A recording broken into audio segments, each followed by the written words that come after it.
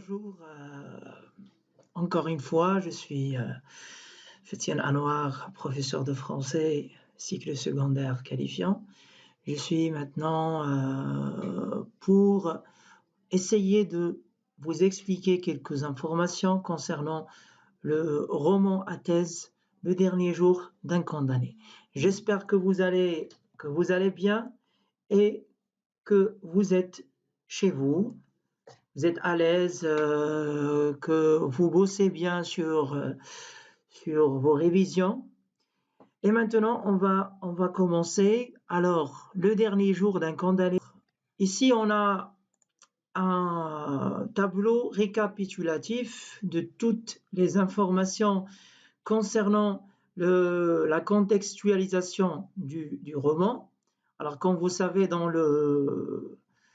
l'examen régional, il y a un petit tableau, la question 1, dans lequel on vous pose des questions sur des informations comme la date de naissance de l'auteur, le nom de l'auteur, le genre littéraire. Bon, vous avez maintenant devant vous toutes les informations que vous aurez besoin pour remplir ce tableau-là. Alors, le titre de l'œuvre, notez bien, on commence toujours par une majuscule, on met le titre soit entre deux guillemets, soit en souligne, soit katstro, soit katdiro entre guillemets. Alors, le dernier jour d'un condamné, c'est le titre de l'œuvre. Pour le genre littéraire, c'est un roman à thèse. Et un roman à thèse, ça veut dire qu'il y a une thèse à défendre. Alors, pour Victor Hugo, la thèse, c'est contre la peine de mort. Il essaie d'abolir, il essaie de supprimer cette peine-là. Alors, pour l'auteur, c'est Victor Hugo. Pour la date de naissance, il est né en 1802 à Besançon, c'est en France. Date de décès, c'est 1885 à Paris. Pour la date de publication, c'est 1829. Pour le siècle, c'est le 19e siècle. Toujours, pour savoir le siècle, il faut prendre les deux premiers chiffres, et on ajoute le 1 et ça nous donne le siècle, bien sûr. Alors, le personnage principal, c'est le condamné à mort, c'est aussi le narrateur. Entre œuvres du même auteur, on a Les Misérables en 1862, Notre-Dame de Paris en 1831. Alors essayez, s'il vous plaît, de prendre la graphie exacte. يعني حاولوا تعقلوا على كيفاش كتكتب كل حاجة، يعني كل حاجة كيفاش l'orthographe ديالها pour ne pas commettre des fautes d'orthographe. Voilà pour les informations générales. Continuons. Quelle est la thèse de l'auteur? La thèse de l'auteur, c'est abolir. Abolir, c'est le fait de supprimer. يعني هو كيحاول أنه يهدم يعني هذاك le concept ديال la peine de la mort ou bien la peine de mort هو يعني il est contre. Pourquoi est-il emprisonné? Alors, pour le condamner à mort, on doit savoir quel est le crime qu'il a commis. Puisqu'il est condamné à mort, alors il est emprisonné parce qu'il a commis un crime de sang. Voilà, on ne connaît ni le nom de cet homme, يعني هنا ما كنعرفوش السمية يعني الاسم والنسب ديال هذاك le personnage, ni ce qu'il a fait pour être condamné, يعني الجريمة اللي اقترف. Mis à part la phrase prononcée, il y a une phrase dans le roman, moi misérable, qui a commis un véritable crime, يعني درت واحد الجريمة حقيقية qui est versé du sang, يعني أنني يعني فيها le sang اللي هو الدم. Alors c'est dans le chapitre 9. Alors non, c'est le chapitre 11. Voilà, le chapitre 11. Alors, moi misérable qui a commis un véritable crime qui est versé du sang, et le but de cet anonymat, l'anonymat, عدم ذكر الاسم, c'est le fait de faire de son personnage quelque chose d'universel, يعني شي حاجة اللي هي عالمية، يعني pour dire que cet homme-là, il présente tous les condamnés à mort. يعني هنا on doit compatir, يعني on doit avoir de la pitié pour cet homme-là condamné à mort. Bon, le livre est découpé en 49 chapitres de longueur très variable allant d'un paragraphe à plusieurs. يعني هنا عندنا soit des chapitres qui sont sous forme de paragraphes, soit sur plusieurs pages. Victor Hugo rythme ainsi la respiration du lecteur qui lui fait partager les états d'âme du condamné. يعني les états d'âme هما الحالات، حالة النفس، يعني النفس ديالو كيفاش دايره، يعني واش فرحان، واش مقلق، واش يعني خائف، واش quelque chose comme ça. Ces éclairs de panique، يعني les moments de peur, les moments de terreur، يعني une personne qui est contre cette idée de condamnation à mourir, il doit avoir peur. Et ces longues souffrances, il y a des longues souffrances، يعني واحد الآلام طويلة. On distingue 3 lieux de rédaction. يعني le livre, il est écrit en 3 lieux de rédaction. Premièrement, Bicêtre. Bicêtre, voilà, dans cette photo, vous allez voir qu'il s'agit d'un hôpital, d'un ancien hôpital royal, c'est sous forme de château, mais ils l'ont transformé en prison. Alors voilà, ici c'est la place de Bicêtre dans laquelle on fait le ferrage des forçats. يعني كان يعني كيديروا الحديد، يعني c'est le fait d'emprisonner, de mettre les ferrages هما داك les menottes pour voilà les mettre dans leurs cellules. C'est le lieu où le prisonnier évoque son procès, le ferrage des forçats et la chanson en argot. C'est là qu'il apprend qu'il vit sa dernière journée. يعني هنا كيقول باللي راه كيعيش اليوم الأخير ليه. Voilà. La conciergerie, qui constitue plus de la moitié du livre، يعني هاد le lieu يعني فيه أكثر من نصف ديال القصة ولا ديال le roman. Le condamné décrit son transfert vers Paris, ses rencontres avec le frioche. Le frioche, c'est un condamné voilà, à mort. Voilà, c'est un condamné à mort, mais c'est en argot.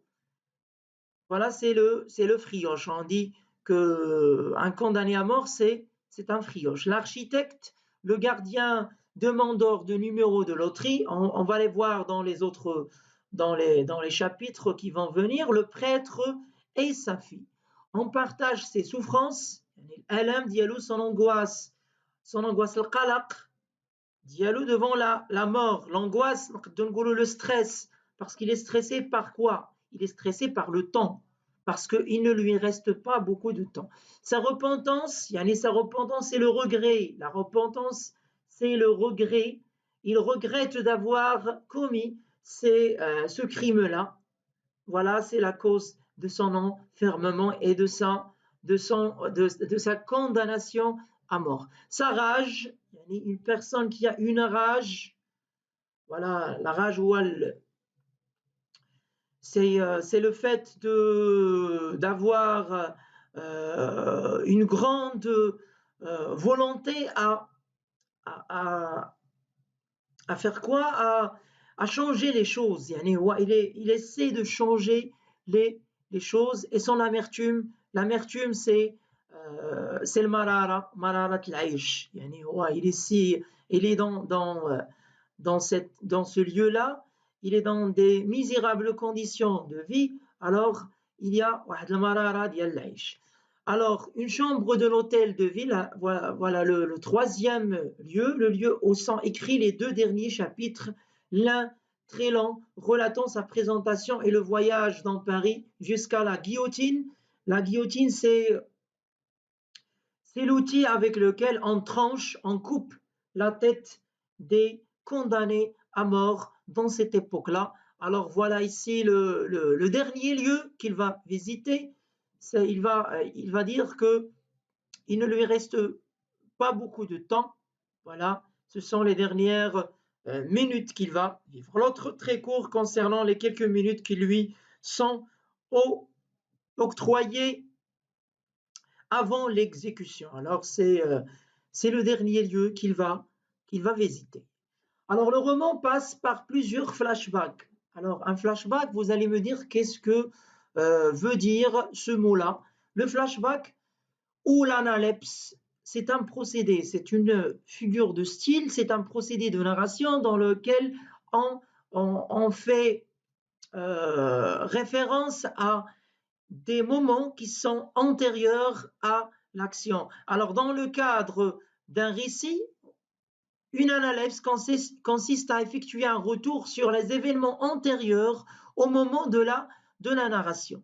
Alors كنستحضروا واحد الأحداث اللي ديجا طراو وقدام ou bien sûr كنبداو نتفكروهم le narrateur il est en train de se souvenir, ce sont des souvenirs pour le narrateur. En étudiant le roman, on peut s'arrêter sur des rétrospectives suivantes, ou bien sûr les rétrospectives suivantes.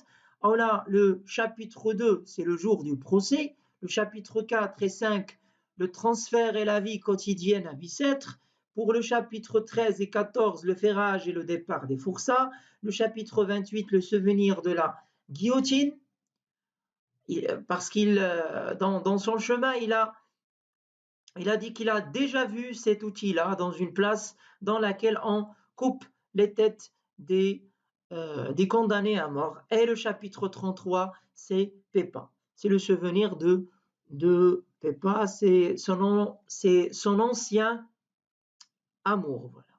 Quelques descriptions présentées dans le roman Le dernier jour d'un condamné. On a celle de Bicêtre au chapitre 4. Il va faire la description de cette prison, celle du cachot au chapitre 10, celle de l'hôtel de ville au chapitre 37.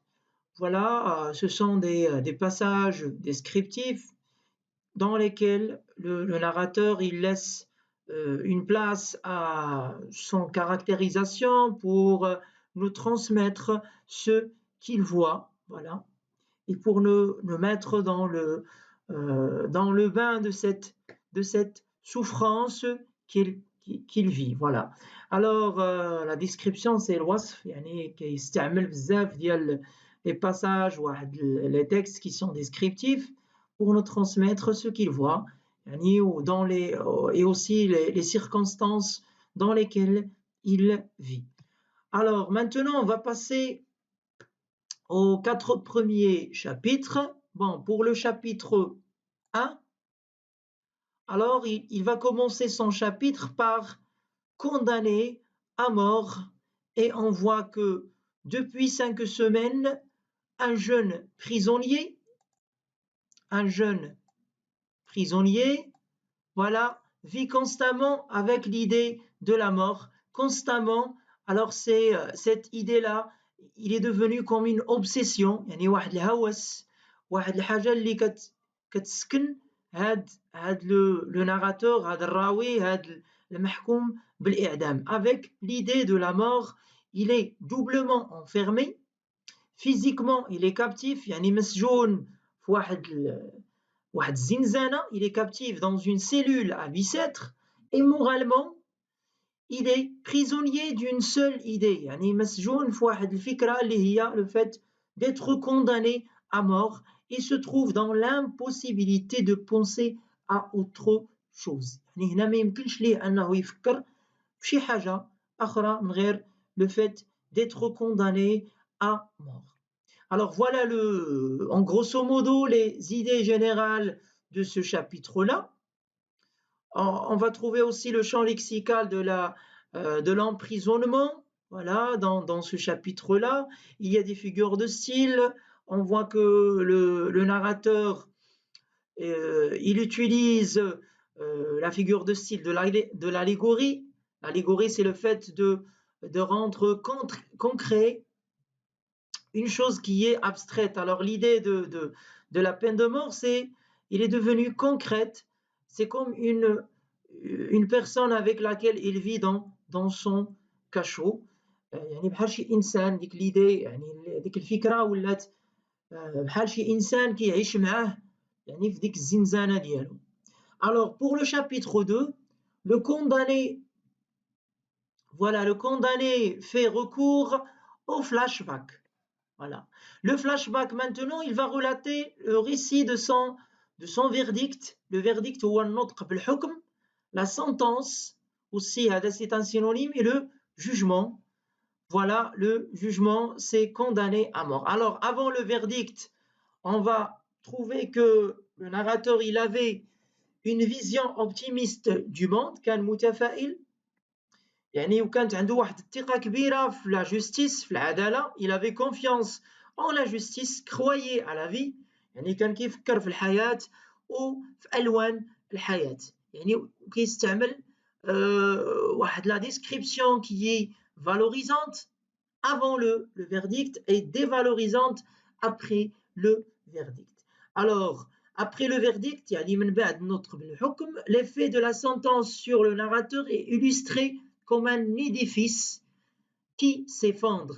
يعني بحال واحد الصرح, يعني واحد البناية اللي كتهدم, يعني هو كيتهدم de l'intérieur. Voilà, c'est comme un édifice qui s'effondre, et aussi on le voit à travers son comportement.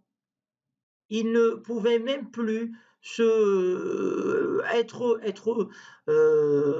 debout. Voilà, il est commencé à s'appuyer sur le mur pour se tenir debout. Yani, il n'avait plus de force, yani, il était trop faible. Le condamné souffre de l'indifférence de la foule.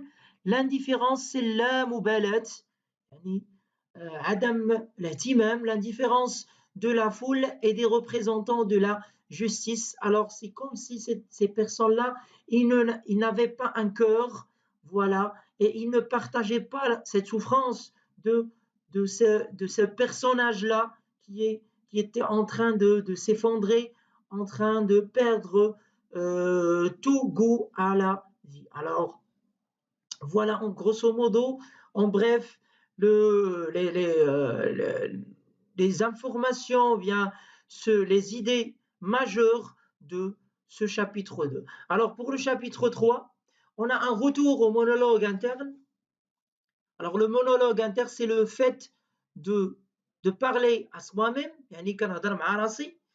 Un dialogue, c'est le fait de parler à une autre personne. Alors le monologue, c'est se parler, c'est s'auto-parler. Retour au monologue intérieur, le narrateur pense que tous les humains sont des condamnés à mort. Alors il essaie de faire quoi? De se consoler, يعني كيحاول أنه يهون عليه من أثر هاد l'idée d'être condamné à mort.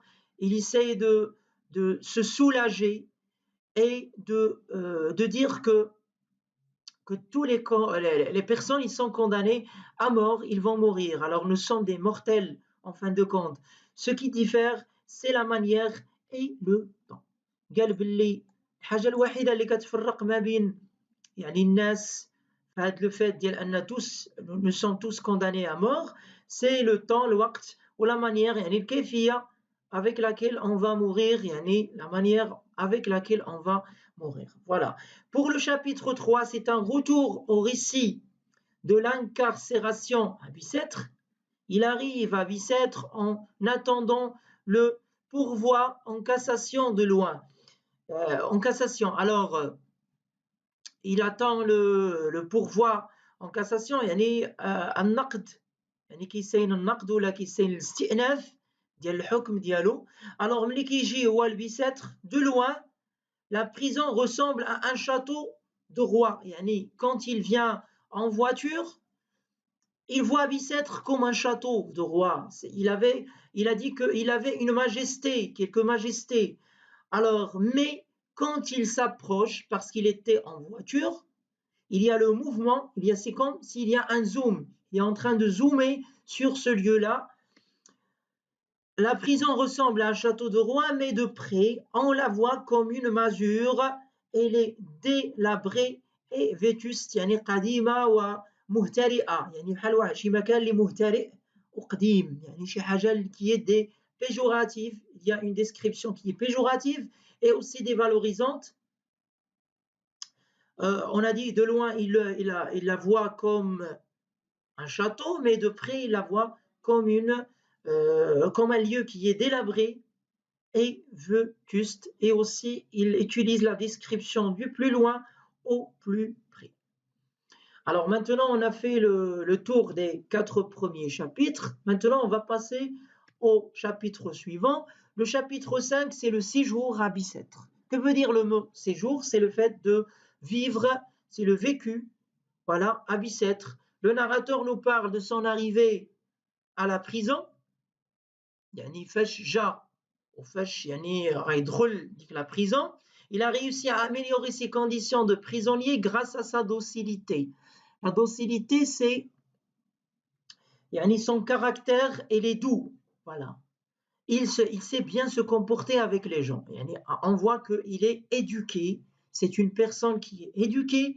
Et à quelques mots de latin, on voit que ici, le narrateur, il utilise le latin. Ce latin-là, à cette époque, c'était la langue de la bourgeoisie, de la noblesse. On peut dire que c'est un niveau qui est soutenu. Il parlait le soutenu. يعني كان واحد الإنسان اللي مهذب وكان واحد الإنسان اللي قاري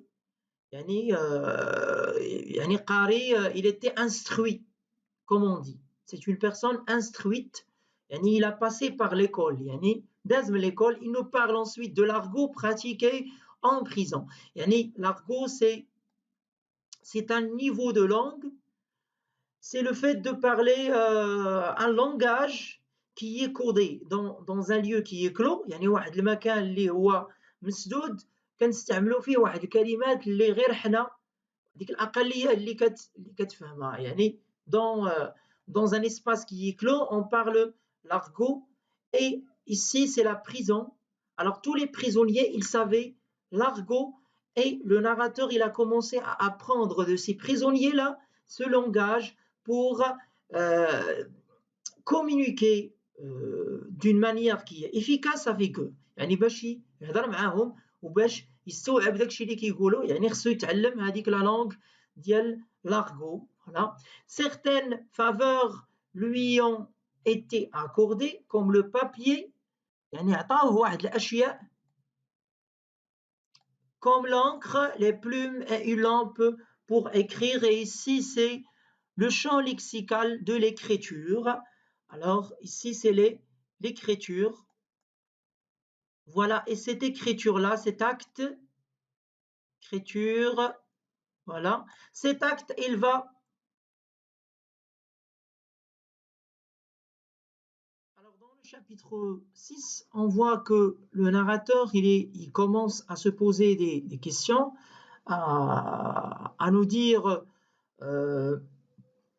quelles sont les raisons qui l'ont poussé à écrire. Alors, le narrateur a décidé d'écrire pour oublier ses souffrances. Voilà la première cause. Il essaie d'oublier ses souffrances. Alors, cette action-là, l'acte d'écrire, c'est un échappatoire pour sortir de cette ambiance qui règne, l'ambiance de la souffrance et aussi l'atmosphère de la captivité. هذاك المحيط اللي كيحيط به اللي هو السجن وداك لو فيت انه مسجون و il attend la mort محكوم بالإعدام. Alors pour oublier cela, pour oublier ses souffrances, alors il essaie d'écrire et surtout pour communiquer son malheur aux autres. Et aussi, voilà la deuxième raison, bien la deuxième cause qui a poussé le narrateur à écrire, c'est le fait de communiquer ses malheurs aux autres. Il veut écrire son journal de souffrance dans le but de faire savoir à ceux qui condamnent. Alors ici, il touche les jurés, aussi il touche les juges, que la peine de mort est un châtiment extrêmement dur, et aussi il touche les lecteurs de ce journal de souffrance. Alors il dit que puisque il a le matériel pour écrire, pourquoi ne pas écrire? Alors je me suis dit, puisque j'ai le moyen d'écrire, pourquoi ne le ferais-je pas? Cette phrase elle est extraite du chapitre 6. Voilà, c'est une fausse question, c'est une question rhétorique. Il se pose une question à lui-même sans attendre la réponse. يعني كيسأل راسو سؤال بلا ما بلا ما كيتساين واحد الإجابة ولا بلا ما كيتسنى واحد الإجابة. Alors, ici le narrateur on a dit qu'il essaie d'écrire ce journal de souffrance pour critiquer la peine de mort et pour véhiculer ses souffrances et pour oublier ses souffrances aussi. Alors voilà, en résumé, ce qui est essentiel dans ce chapitre 6. Alors dans le chapitre 7, le condamné espère qu'on s'intéresse un jour à son cas et que son journal de souffrance puisse être utile à d'autres, participer à l'abolition de la peine de mort. C'est pour cela qu'on a dit que, voilà, c'est la thèse présentée par tout le roman, c'est participer à l'abolition de la peine de mort. Il essaye de supprimer cette peine-là à travers la description des circonstances inhumaines et aussi à travers l'état d'âme de ce narrateur personnage. Le condamné espère qu'on s'intéresse un jour à son cas, كي يتمنى أن الناس à travers la lecture de son journal de souffrance يعرفوا أشنو كيدوز واحد الإنسان اللي هو محكوم بالإعدام وأشنو les choses اللي كيحس بها. Alors c'est pour cela il a décidé d'écrire. Voilà. Alors le chapitre 6 et le chapitre 7, ils ont un thème qui est commun, c'est le fait d'écrire et aussi c'est le journal de souffrance. Alors le chapitre suivant, en attendant, c'est le chapitre 8, en attendant son pourvoi en cassation, يعني الحكم بالاستئناف ولا النقد le narrateur compte les jours qui lui restent à vivre. Alors c'est 6 semaines. Et ici, on voit que le narrateur, il a une relation avec le temps. Il y a un compte à rebours. يعني واحد المؤقت يعني تسلسلي ولا تراجعي يعني شي حاجة اللي بدات كوم une bombe يعني بحال ديك القنبلة إلا كنتي القنبلة الموقوتة يعني فيها واحد الوقت فيها 6 سيمين وهذيك القنبله يعني هذاك لو كونت روبور il a déjà commencé داك العد التنازلي يعني بدا يعني هنا كاين واحد l'obsession par le temps. Alors je vous remercie pour votre intention, pour votre suivi. Alors je vous fixe un nouveau rendez-vous pour essayer de clarifier de plus les autres chapitres de ce roman. Je vous remercie beaucoup pour votre intérêt et je vous dis bonne fin de journée et n'oubliez pas de rester chez vous. الله يلطف بينا وإن شاء الله يكون خير ونرجعوا للحجرات ويعني ونسترجعوا هذوك الأيام الجميلة اللي كندوزو en classe. Voilà, je vous aime et à la prochaine.